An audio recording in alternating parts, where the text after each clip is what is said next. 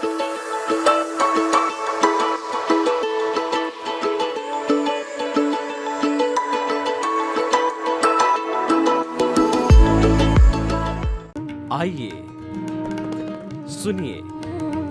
देखिए, समझिए सनातन सत्य। जैसी दृष्टि वैसी सृष्टि, दृष्टि विज्ञान। कुदरत, कुदरती रचना एवं कुदरत के कानून से शाश्वत सुख की प्राप्ति। जोधपुर के परम पूज्य महात्मा उपासक प्रोफेसर डॉक्टर सोहन राज तातेड़ के निर्देशन में सनातन सत्य। जैसी दृष्टि वैसी सृष्टि, दृष्टि विज्ञान।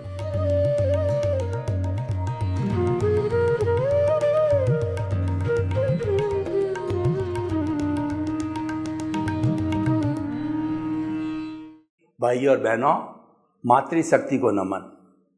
आज का हमारा बहुत सुंदर विषय है सर्वधर्म समभाव। धर्म किसे कहा जाता है? धार्यति इति धर्म। जो धारण किया जाए, जो जीवन में उतारा जाए, जो चरित्र में उतारा जाए, जिसका पालन किया जाए, उसे धर्म कहा जाता है। जैसे कि कोई भी व्यक्ति जो है यह एक सिद्धांत धारण करता है कि honesty is the best policy. मैं जो है अनैतिकता नहीं करूँगा, डिसऑनेस्टी नहीं करूँगा, तो ये ऑनेस्टी का जो है पालन किया जाता है, चरित्र में ढाला जाता है, यह धर्म है। दूसरा, वस्तु सहावो धर्म। वस्तु के स्वभाव को धर्म कहते हैं। जैसे कि अग्नि है तो अग्नि का स्वभाव है उष्णता देना। अगर अग्नि में हम हाथ डालेंगे तो हाथ में उष्णता आएगी, हाथ जल भी सकता है। और पानी का जो लक्षण है वह शीतलता है, ठंडक देना है। तो पानी का धर्म ठंडक हो गया और अग्नि का धर्म उष्णता हो गया। इसी तरीके से हर वस्तु के अपने अपने धर्म होते हैं। धर्म की बहुत सी परिभाषा है। एक परिभाषा यह भी है कि आत्मशुद्धि साधनम धर्म।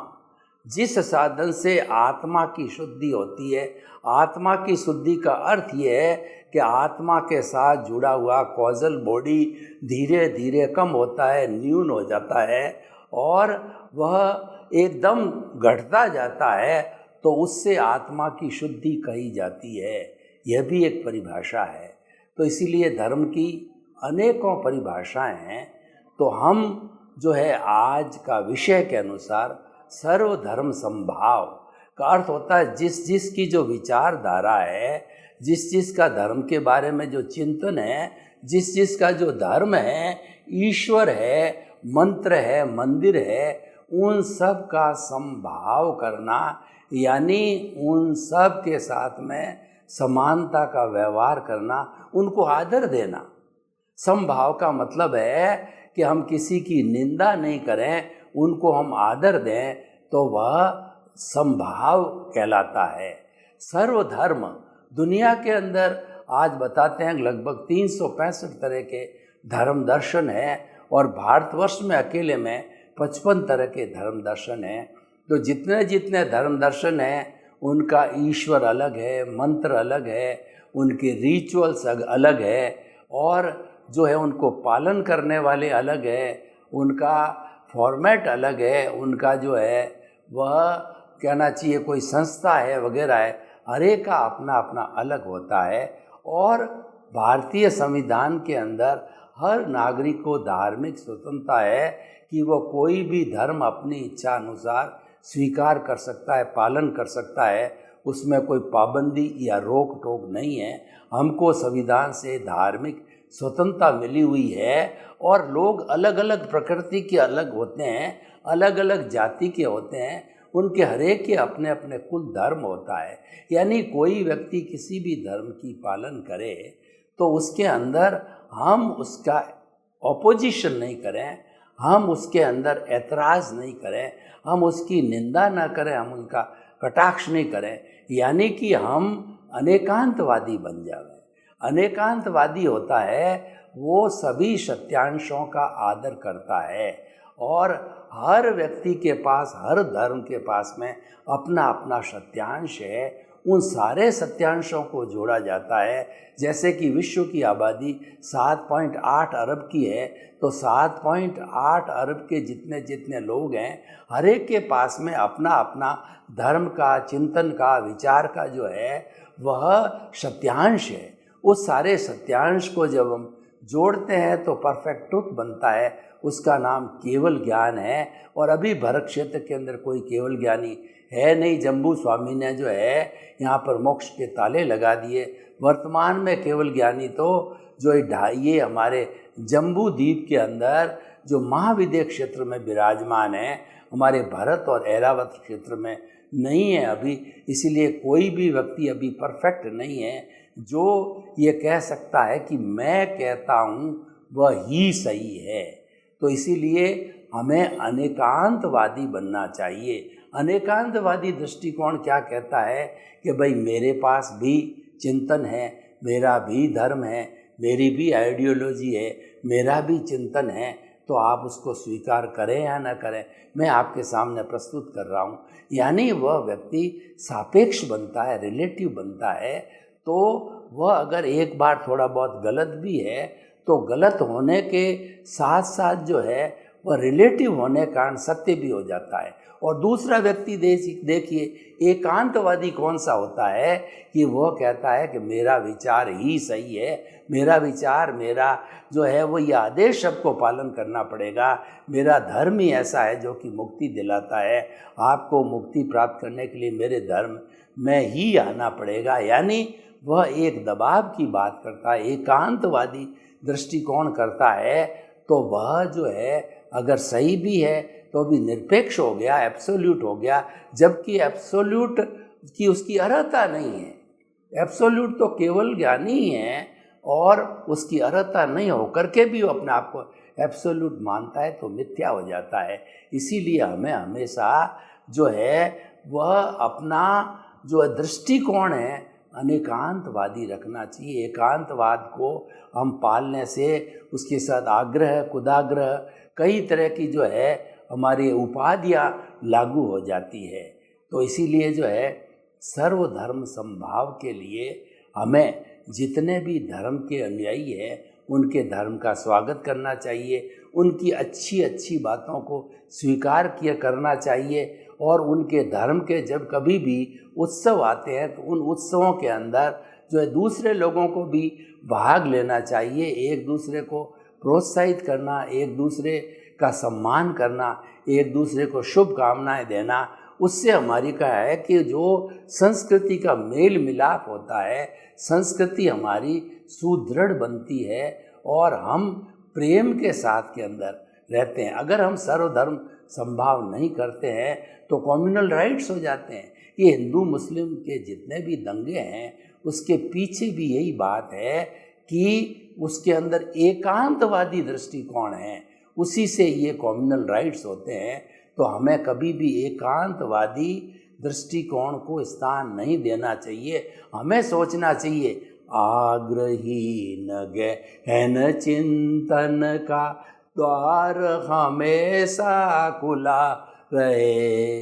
यानी हमारे गांधी जी ने क्या कहा है कि हमारे मस्तिष्क की खिड़कियों को खोल दो, ठंडी ठंडी बयार को आने दो, नए नए थॉट्स जो है चिंतन विचार बाहर से भीतर आने दो, उसमें से जो अच्छा विचार है उसको पिकअप कर लो, उसको धारण कर लो, उसको जीवन के अंदर उतार लो, क्योंकि हर अच्छा विचार हमारी तरक्की करता है। सर्वधर्म समभाव जब किया जाता है तो सभी धर्मों के अनुयायी जब इकट्ठे होते हैं तो हरेक के ईश्वर का, मंत्र का, हरेक की पद्धति का जो है स्वागत किया जाना चाहिए, आदर किया जाना चाहिए और तिरस्कार नहीं किया जाना चाहिए, उसमें कोई मीन मेक नहीं निकालनी चाहिए। सर्वधर्म समभाव करने से एक शांति का वातावरण बनता है, क्योंकि हर व्यक्ति कहीं न कहीं धर्म का पालन अवश्य ही करता है और कई लोगों को कुल से ही, जन्म से ही धर्म मिलता है। जैसे मैंने जैन धर्म के जो है घर में जन्म लिया तो जैन धर्म मुझे कुल धर्म मिला, कोई वैष्णव के घर में जन्म लिया तो उनको जो है वह हमारा वैदिक धर्म जन्म से मिलता है, बौद्ध के अनुयायी के घर में जन्म लिया है तो बौद्ध धर्म जो है उसको वहाँ पर अपने कुल धर्म के रूप के अंदर मिलता है। तो वह तो हमें प्रारंभ से मिलता है, तो हमें हर एक को मिलता है। इसका मतलब कुछ न कुछ रूप में तो हम धार्मिक होते ही हैं। और धार्मिक जो है एक बाइंडिंग ऐसी होती है कि जो व्यक्ति इस बाइंडिंग को स्वीकार करता है तो वो लोगों के दिलों में अपना स्थान बनाता है और वो प्रामाणिक व्यक्ति हो जाता है, क्योंकि धर्म एक ऐसा तत्व है जो कि गलत बात नहीं सिखाता है, अच्छे संस्कार देता है। अतः धर्म का पालन करने वाला सहज ही जो है वह लोगों के लिए अनुकरणीय, वंदनीय, स्तुत्य बन जाता है और वो निंदा का पात्र नहीं होता है, क्योंकि उसको संस्कार धर्म से मिले। अब देखिए कि सभी धर्मों में एक से संस्कार कैसे आए, इस पर हम शोध करें तो हमारे सामने दो तरह के जगत है।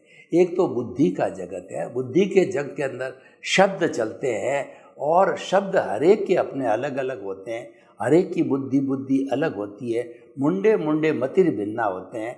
जब बुद्धि अलग होती है, उनके शब्द अलग अलग हो जाते हैं, तो निश्चित रूप से उनका आशय भी अलग हो जाता है। यानी जो हमारी बुद्धि है ये हमको संसार में भटकाती है, राग द्वेष खड़ा करती है। ये कहती है कि I like it, I don't like it, मैं इसको लाइक करती हूँ, मैं इसको डिसलाइक करती हूँ, और ये इसको स्वीकार कर लो और इसको छोड़ दो। यानी वो राग द्वेष हर स्टेज पे पैदा करती है। तो उस राग द्वेष के कारण जो है हम एक दूसरे से कट जाते हैं, हम जुड़े हुए नहीं रह सकते हैं। लेकिन उसके बाहर आप जब शब्दों का संसार समाप्त कर दो, यानी आप इंद्रियों के परे इंद्रियातीत हो जाओ, अशब्द के जो है वो दायरे में चले जाओ, तो वह जो दायरा है हमारे तेजस शरीर का है, अवचेतन मन का दायरा है। और उस दायरे के अंदर जो केवल है हमको वाइब्रेशंस दिखाई देती है, वो शब्द है वाइब्रेशन में बदल जाते हैं और वो वाइब्रेशन सबको एक सा दिखाई देता है। उसमें हमको सत्य दिखाई देता है, truth is God, God is truth है, और सम्यक दर्शन दिखाई देता है। और उन वाइब्रेशंस के अंदर जैसे हमारे भाव है, शुभ भाव और अशुभ भाव, वहीं उनका कन्वर्शन होता है, वहीं वो रूप लेते हैं। तो वह भी हमको मालूम पड़ता है कि शुभ लेश्याएँ या अशुभ लेश्याएँ भीतर से कैसी लेश्याएँ आ रही है, क्योंकि लेश्याओं के अनुरूप ही हमारे भाव बनते हैं। यानी हमारा जो अवचेतन मन है वो एक डिसाइडिंग पॉइंट है, वो एक हमारा ऐसा टर्निंग पॉइंट है कि जहाँ से हम बदलते हैं, जहाँ से हमारा सुधार होता है और जहाँ से जो है हम कुछ नया करते हैं, तो सारा बदलाव ट्रांसफॉर्मेशन होता है, वहाँ पर होता है। तो वो कहलाता है प्रज्ञा का संसार। प्रज्ञा जो है मोक्ष की प्रतिनिधि है, वह कभी भी गलत रास्ते पर नहीं ले जाती है। और वास्तव में देखिए तो प्रज्ञा जागृत कब होती है? ज्ञानी पुरुष के प्रज्ञा जागृत होती है। यानी जो है हमारा बहिरात्मा से अंतरात्मा बन जाता है, वह कर्ता पद से आत्म पद पर आ जाता है, तब जो है उसकी प्रज्ञा जागृत होती है। वह ज्ञान लेते ही जो है आत्मा की जो सत्ता है, उस सत्ता में से बाहर निकलती है प्रज्ञा। और प्रज्ञा जो है पूरा पुरुषार्थ का भाग है, जिसको हम प्रतिष्ठित आत्मा कहती है, उसको गवर्न करती है। प्रतिष्ठित आत्मा का अर्थ हुआ है कि वह सारा पुरुषार्थ करती है, जैसी जैसी प्रतिष्ठा करती है उसी के अनुसार वह चार्ज करती है, और वो चार्ज पीछे से लेकर के भी आती है, तो उसी के अनुरूप मैकेनिकल मोड से डिस्चार्ज भी होता है। प्रतिष्ठित आत्मा में हमारा मन, बुद्धि, चित्त, अहंकार, ये अंतःकरण होता है, ये प्रोसेसिंग फैक्ट्री है। अंतःकरण हमारे भावों की प्रोसेसिंग फैक्ट्री है। ये हमें अशुभ, शुभ और शुद्ध भाव जो है ये प्रोसेसिंग फैक्ट्री देती है। तो देखिए कि अब जो हमारा ये प्रज्ञा का जगत है, जो कि जुड़ा हुआ है हमारी प्रतिष्ठित आत्मा से, तो ये जगत हमें जो है हमेशा जो है अच्छी अच्छी बातें सिखाता है, अच्छे अच्छे संस्कार देता है, अच्छे चेक कर देता है। इस कारण से जो भीतर का जगत है वो जिसको इंट्यूशनल वर्ल्ड कहते हैं, बुद्धि के जगत को इंटेलेक्चुअल वर्ल्ड कहा जाता है। दोनों जगत अलग अलग है। पढ़ा लिखा विद्वान कितना ही विद्वान व्यक्ति हो, इंटेलेक्चुअल हो सकता है, लेकिन जो सार की बात होती है वो इंट्यूशनल जरूरी होता है। हम आपको उदाहरण के तौर पर बताते हैं कि हमारे पुराने जो गार्जियन हुआ करते थे, हमारी दादा है, दादियाँ हैं, नाना हैं, नानियाँ हैं, और उसके अलावा जो सीनियर सिटीजन हैं, तो जो बुज़ुर्ग लोग जो है वो पुराने समय में इतना ज्ञान नहीं था, पर उनमें इंट्यूशन पावर बहुत होती थी, क्योंकि वो मेडिटेशन करते थे, ध्यान करते थे, ईश्वर प्रणिधान करते थे, धर्म करते थे, त्याग की भावना में शौच संतोष आदि जितने भी 5 जो है हमारे नियम हैं, उन नियमों का पालन करते थे। तो एकता को बनाए रखने के लिए हमें सभी धर्म गुरुओं को एक प्लेटफॉर्म पर बुलाना चाहिए। ये धार्मिक एकता बहुत बड़ी एकता होती है, और सहज ही व्यक्ति धर्म के प्रति श्रद्धा होने के कारण वो एक सूत्र के अंदर बन जाते हैं। तो सभी धर्मों के अनुयायी जब एक प्लेटफॉर्म पर आते हैं, अच्छे अच्छे संस्कार देते हैं, तो सारी पब्लिक देखती है, तो ये तो सभी धर्म वाले एक ही बात कहते हैं, तो फिर ये झगड़े टंटे कहाँ हैं। वो समझ जाता है ये जितने भी कम्युनल राइट्स कराए जाते हैं, जितनी भी जो है वो हार्मोनी करवाई जाती है, ये सब स्वार्थी तत्वों के द्वारा कराई जाती है। वो धर्म को तोड़ मरोड़ करके एकांतवादी दृष्टिकोण लोगों के सामने रखने से जो है ये कम्युनल जो है वो डिस्ट्रेस बनता है। तो इसीलिए हमें जो है हमेशा ये ध्यान रखना चाहिए कि हम किसी भी धर्म का अनादर न करें, और हर धर्म के अनुयायी को हम जो है आत्मतुलावत देखें। सबको हमारी आत्मा जैसी आत्मा समझेंगे तो कोई दिक्कत आनी नहीं है, क्योंकि मानव धर्म जो है, देखिए मानव धर्म क्या कहता है कि 7.8 अरब की जनसंख्या है, उसमें से किसी भी व्यक्ति का जो है आप खून निकाल करके देख लीजिए, वो लाल रंग का होगा। किसी भी व्यक्ति का खून सफ़ेद रंग का दिखाई नहीं देता है, क्योंकि ये हमारे में सब ये एक सूत्र देता है कि सारे मानव जाति एक है। तो मानव जाति एक है, तो हम क्यों लड़ रहे हैं?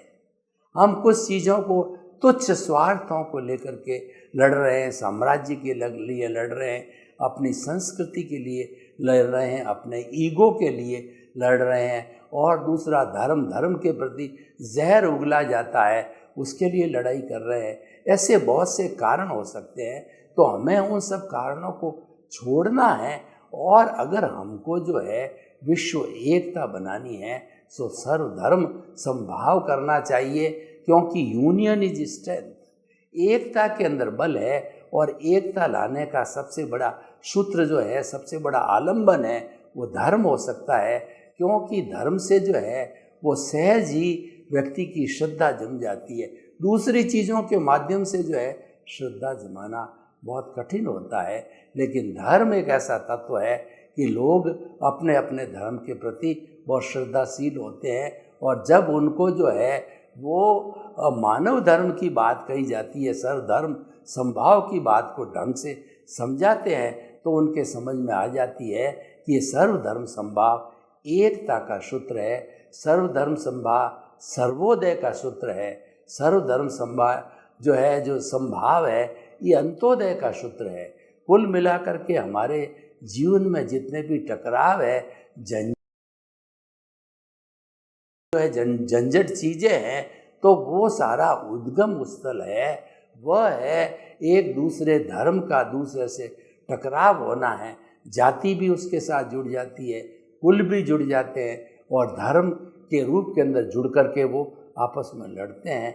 तो हमें सर्वधर्म समभाव के द्वारा वसुधैव कुटुंबकम की एकता करनी है।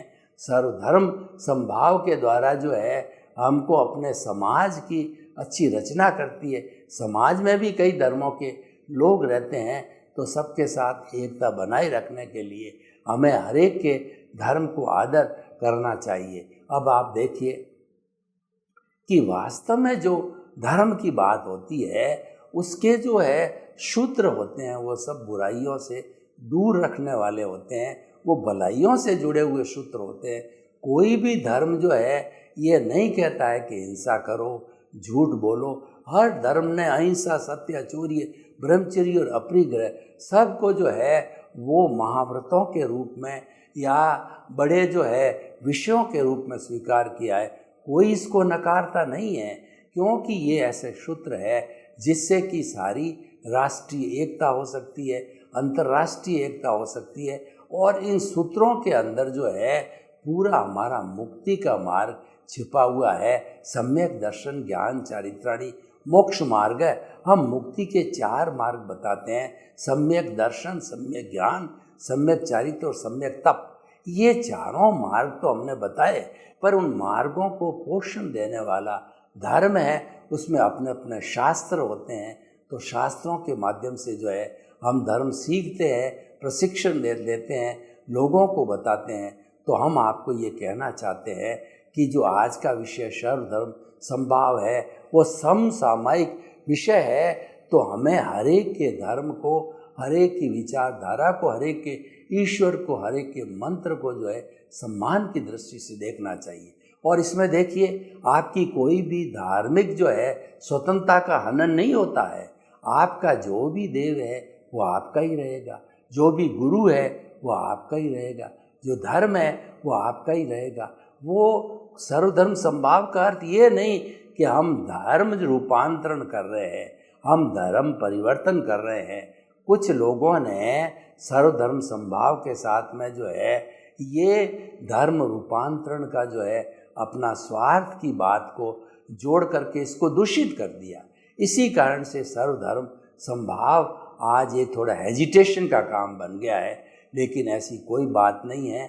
हमें तो वास्तव में जो अगर समाज के अंदर एकता को लाना और एकता के सूत्र के हिसाब से हमको तरक्की करनी है, तो उसमें सर्वधर्म समभाव हमारे पास में एक बहुत अच्छा सहायक तत्व आ जाएगा। तो मैं आपको कहना चाहता हूँ कि सर्वधर्म समभाव जो है वो मनुष्य मात्र के लिए और पूरे विश्व मात्र के लिए वह बहुत जो है काम का कंसेप्ट या काम का गोल बन जाएगा। तो उसे जो है हमें हमेशा ध्यान के अंदर रखना चाहिए। और पूरे विश्व की बात करें, आज का जो युग है वो ग्लोबलाइजेशन, प्राइवेटाइजेशन और लिबरलाइजेशन का युग है। आज पृथ्वी बहुत छोटी हो गई है, हम बहुत करीब आ गए हैं। तो करीब आने से क्या होगा, हमारी नज़दीकी बनी रहनी चाहिए। हमारी नज़दीकी बनने के लिए हमें एक दूसरे का सम्मान करना पड़ेगा, एक दूसरे की संस्कृति का सम्मान करना पड़ेगा, एक दूसरे की सोच का सम्मान करना पड़ेगा। अगर हम अपना ही एकांगी दृष्टिकोण से स्वार्थ सोचते रहे तो कभी भी एकता संभव नहीं है, कभी भी समाज में खुशहाली नहीं आ सकती और कभी भी विश्व जो है वह तनाव मुक्त हो सकता है। तो सब बातों को मद्देनजर रखते हुए एक चीज़ चल के सामने आती है कि सर्वधर्म समभाव कहिए या सबके विचारों की जो है वो स्थान देना, सभी के विचारों को स्वागत करना है, वह जो है एकता का सूत्र है और वह विश्व निर्माण का सूत्र है। और व्यक्ति का निर्माण तो उसमें ऑलरेडी छिपाया हुआ है।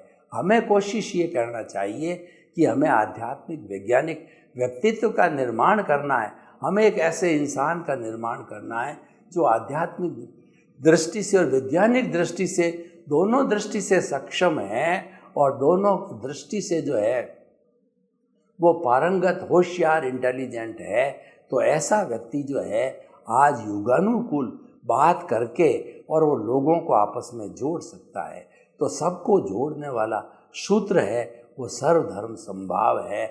वह हमको कभी भी जो है एक दूसरे को तोड़ने नहीं देता है। जो एक दूसरे को तोड़ता है वो धर्म नहीं अधर्म है।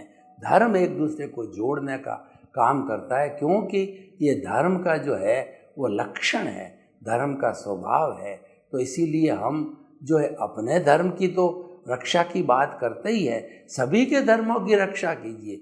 रक्षा करने का ये किसी को ये मत मानिए, हर एक में अच्छी अच्छी बातें होती है। कई बार क्या होता है, हमको कोई चीज़ पसंद नहीं होती है और हम तुरंत उसको रिएक्ट करते हैं, तुरंत उसको काटते हैं। तो अगर हमारी बात भी किसी को पसंद नहीं हो और वह तुरंत उसको काटे तो हमको कैसा फील होगा? हम बहुत तिरस्कृत फील करेंगे। तो जब हम तिरस्कार फील कर रहे हैं तो हम भी किसी का तिरस्कार कर रहे हैं, तो वह भी उसका ऐसा ही फीलिंग कर रहा होगा। तो हम आपको ये कहना चाहते हैं कि आप सर्वधर्म समभाव करिए, सबके विचारों को आदर दीजिए, सब में एकता का सूत्र लाइए। और जब एकता का सूत्र आ जाएगा तो सारी विश्व की जितनी भी समस्याएं हैं हम मिल बैठ करके बातचीत करके आराम से हल कर सकते हैं। देखिए, जो डेलिब्रेशंस है लोगों का जो है आपस में जुड़ने का है और आपस में जो है मंत्रणा करना है, तो ये एक अच्छा तरीका है। और आज के इस विज्ञानी युग का बहुत बड़ा सूत्र है वो अनेकांतवादी बनना। एकांतवाद को छोड़िए, ये आग्रह है, खुदाग्रह है और कई तरह के जो है ये आग्रहों को मौका दे देता है। हमें वैसा मौका नहीं देना है, क्योंकि हमारी इंसानियत का आनंद करता है, मानवता का आनंद करता है। अतः हमें सुंदर भविष्य के निर्माण के लिए सर्वधर्म समभाव करना चाहिए। सर्वे भवन्तु सुखिनः, सर्वे सन्तु निरामया। लोक के सब जीवों को सुख मिले, शांति मिले, आनंद मिले, प्रेम मिले, सौहार्द मिले, सब हिलमिल करके और स्वर्ग को धरती पर उतार लाएं। आपके प्रति मंगल भावना। ओम शांति, ओम शांति।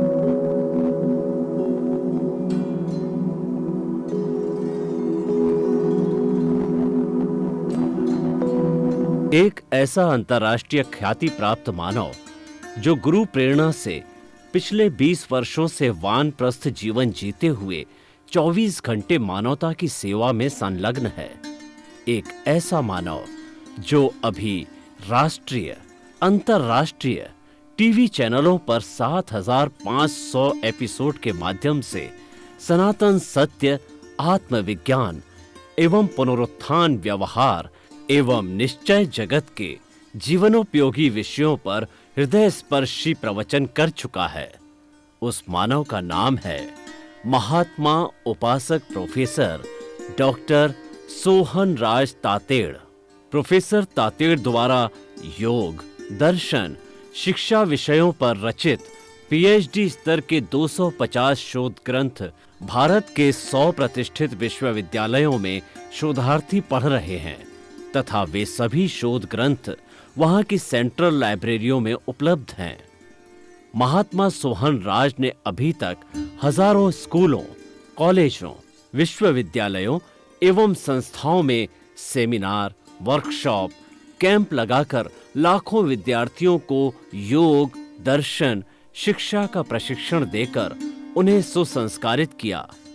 डॉक्टर तातेड़ ने भारतीय संस्कृति उत्थान के 4000 से अधिक समसामयिक विषयों पर आर्टिकल लिखकर ऑनलाइन जर्नल, पत्रिकाओं, वेबसाइट्स पर प्रकाशित किया, जिसका उपयोग लाखों पाठक कर रहे हैं। उपासक तातेड़ के 5000 से अधिक आज का सुविचार, आज का शुभ संदेश, आज का मंगल भावना योग आदि चिंतन websites, Twitter, blogger, Facebook, YouTube माध्यमों से लाखों लोग अपना जीवन निर्माण कर रहे हैं। मानवता के मसीहा ऐसे महामानव महात्मा सोहन राज तातेड़ के प्रोफाइल को अभी तक विश्व के 20 लाख दर्शक यूट्यूब पर, 12 लाख गूगल पर एवं लाखों दर्शक फेसबुक, ब्लॉगर, ट्विटर और इंस्टाग्राम पर देख चुके हैं।